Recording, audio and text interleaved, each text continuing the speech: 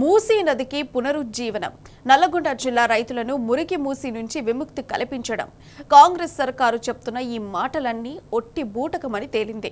ఉమ్మడి రాష్ట్రంలో జీవనదిని మురికి కూపంలా మారిస్తే ఇప్పుడు రేవంత్ రెడ్డి ప్రభుత్వం ఏకంగా రియల్ ఎస్టేట్ కూపంగా మార్చేందుకు రంగం సిద్ధం చేస్తున్నట్టు తెలుస్తున్నది. ప్రపంచ బ్యాంకుకు ఇచ్చిన ప్రాథమిక ప్రాజెక్టు నివేదికలో భారీ ఎత్తున రియల్ పెట్టుబడులను ఆకర్షిస్తామని పేర్కొనడంతో రేవంత్ సర్కారు చెప్తున్న పునరుజ్జీవన కథలన్నీ కట్టుకదలేనని తేలిపోయింది.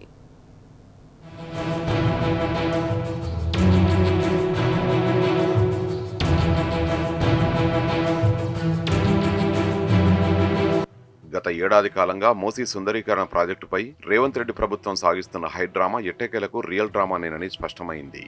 ప్రాజెక్టు డిపిఆర్ తయారు చేయకుండానే నిరుపేదల ఇండ్లను కూల్చివేసింది. దాదాపు 16,000 ఇండ్ల వరకు రెడ్ మార్కింగ్ చేసిన అధికారులు అందులో 170 ఇండ్లకు పైగా కూల్చివేశారు. దీంతో పాటు మిగతా నివాసాల కూల్చివేతకు కూడా భారీ ఎత్తున రంగం సిద్ధం చేసిన రాష్ట్ర ప్రభుత్వం ప్రజా వ్యతిరేకత పెద్ద ఎత్తున రావడంతో పురోగతిలో స్తబ్దత నెలకొంది. 1.50 లక్షల కోట్ల రూపాయల అంచనా వ్యయంతో ఈ ప్రాజెక్టును చేపట్టనున్నట్టు స్వయానా ముఖ్యమంత్రి రేవంత్ రెడ్డి ప్రకటించడంతో మూసీ నది పరివాహకంలో ఏం జరగబోతున్నదంటూ తెలంగాణ సమాజం ఒక్కసారిగా అవాక్కైంది.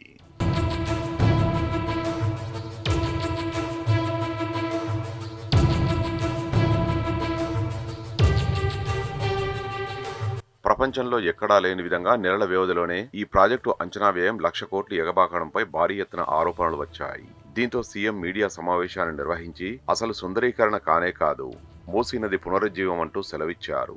స్వచ్ఛమైన గోదావరి జలాలు పారించేందుకే ఎన్టీఎల్ బఫర్ జోన్లలోని నిర్మాణాలను తొలగించనున్నట్లు చెప్పారు.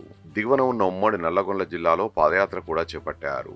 మరోవైపు మంత్రులు, నల్లగొండ జిల్లా కాంగ్రెస్ నాయకులు కూడా మూసీ నదిని బాగు చేస్తామే తప్ప ఇందులో రియల్ ఎస్టేట్ యావలేదని ప్రకటనలు చేశారు.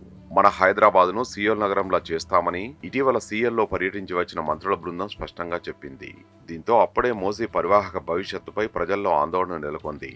దీనికి తోడు కొన్ని రోజుల కిందట ప్రజా సంఘాలకు ఇచ్చిన ప్రెజెంటేషన్లో మూసీకి 2 వైపులా కిలోమీటర్ చొప్పున గ్రోత్ కారిడార్ ను అభివృద్ధి చేస్తామని, ఆ మేరకు భూసేకరణ చేపడతామని కూడా స్పష్టం చేశారు.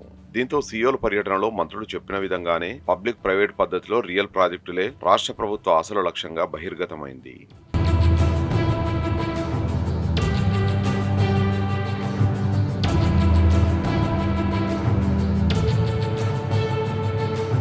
మూసీకి పూర్వవైభవం తీసుకురావాలంటే ఎఫ్టీఎల్ బఫర్ జోన్లలోని నిర్మాణాలను తొలగించాలని రాష్ట్ర ప్రభుత్వం చెబుతుంది. తద్వారా మూసీ పరివాహకం పర్యాటకంగా అభివృద్ధి చెందుతుందని అంటున్నది. కానీ కొన్ని రోజుల కిందట ఎమ్మెల్సీ కవిత బయటపెట్టిన ప్రపంచ బ్యాంకు ప్రాథమిక ప్రాజెక్టు నివేదికలో మూసీ ప్రాజెక్టుపై కాంగ్రెస్ సర్కారు అసలు ఉద్దేశమేందో రట్టయింది. నిర్మాణాలను తొలగించాలని చెబుతున్న ప్రభుత్వం మూసీ ప్రాజెక్టులో భాగంగా రియల్ ఎస్టేట్ డెవలప్మెంట్ ను నివేదికలో అనేకసార్లు ఉటంకించడమే ఇందుకు నిదర్శనం. ఈ నివేదికలో అనేక చోట్ల మూసీ పరివాహకంలో పబ్లిక్ ప్రైవేట్ పార్ట్నర్షిప్ విధానంలో కార్పొరేట్ కంపెనీల పెట్టుబడుల్ని ఆకర్షించి రియల్ ఎస్టేట్ డెవలప్మెంట్ చేస్తామని స్వయంగా అంగీకరించింది. పర్యాటకం, వినోదం, రియల్ రంగాలకు సంబంధించిన పెట్టుబడుల్ని ఆకర్షించడమే ప్రధాన ఆదాయ వనరుగా కూడా పేర్కొన్నది. అంటే నిరుపేదల ఇండ్లను కూల్చివేసిన చోట ఆకాశ హర్మ్యాలు నిర్మించేందుకు కూడా కార్పొరేట్ పెట్టుబడులను ఆకర్షిస్తారని స్పష్టమవుతున్నది.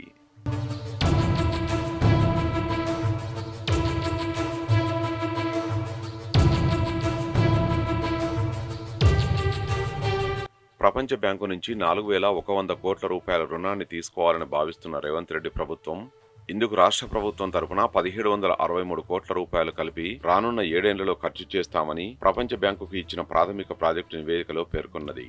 దీంతో కేంద్ర గృహ పట్టణాభివృద్ధి మంత్రిత్వ శాఖ మూసీ ప్రాజెక్టుకు సంబంధించిన సమగ్ర ప్రాజెక్టు నివేదికను సమర్పించాలని రాష్ట్ర ప్రభుత్వాన్ని కోరింది. ప్రస్తుతం మెయిన్ హార్ట్ కన్సార్టియం ద్వారా ప్రభుత్వం మాస్టర్ డిపిఆర్ రూపకల్పనకు కసరత్తు చేస్తున్నది.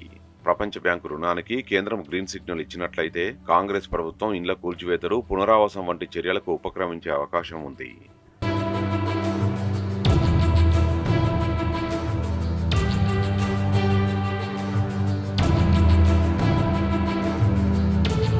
తెలంగాణ బీజేపీ నేతలు మాత్రం పేదల ఇండ్ల కూల్చివేతకు తాము వ్యతిరేకమని ఇక్కడ ప్రకటిస్తున్నారు. అంతేకాదు, ఒక అడుగు ముందుకేసి కేంద్ర మంత్రులు సహా బీజేపీ ప్రజాప్రతినిధులు, కీలక నేతలు మూసి నిద్ర కూడా చేశారు. ఈ నేపథ్యంలో కేంద్రం రాష్ట్ర ప్రభుత్వం పంపిన డిపిఆర్ ను సమగ్రంగా పరిశీలించి మార్పుల్ని సూచిస్తుందా, యథాతథంగా ఆమోదం తెలుపుతుందా? ఒకవేళ కూల్చివేతలకు గ్రీన్ సిగ్నల్ ఇస్తే తెలంగాణ బీజేపీ బాధితులకు ఏం సమాధానం చెబుతుంది? ఇలా అనేక సందేహాలు వ్యక్తమవుతున్నాయి.